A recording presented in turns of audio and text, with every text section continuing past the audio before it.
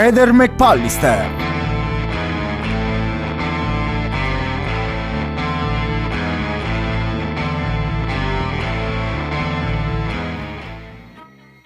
Fulvio dice cose improbabili riguardo la mattina del 26 dicembre. Afferma che lo ha accompagnato a Monte Spaccato e che poi è andato via ritornando a Trieste. E si incontrano la mattina alla rotonda del boschetto, ok? Devi ricordati che bisogna aggiungere un'ora a quell'orario che è indicato, quindi si incontrano alle 9:22 e non si capisce, forse 19, forse si bevono un caffè. Alla rotonda del boschetto sai perfettamente che c'è il baretto.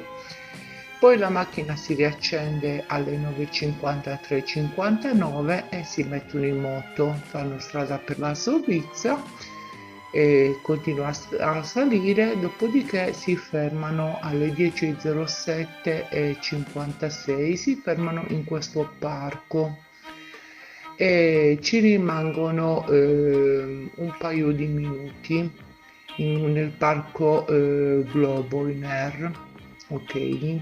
Ripartono alle 10:10, perfetto. Ripartono, continuano ad andare su verso Monte Spaccato. Si arrivano a Monte Spaccato spegnendo la macchina alle 10:22 e 40.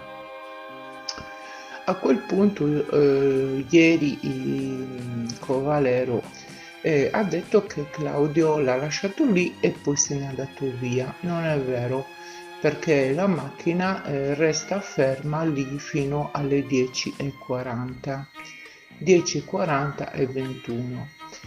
Infatti, nell'intervista fatta a Chi l'ha visto, la prima intervista che ha fatto in febbraio a Chi l'ha visto, Covalero dice che quando sono saliti su a Monte Spaccato hanno parlato. Ok, e in quel momento Claudio gli ha raccontato che aveva questa storia con Liliana. Comunque sia, nell'orario, come ti ho detto, quindi la macchina si riaccende alle 10:40 e 21 e probabilmente si muove un po' la macchina perché poi si spostano forse, perché poi nuovamente alle 10:47 la macchina si rispegne, Monte Spaccato, e poi alle 10:47 si riaccende.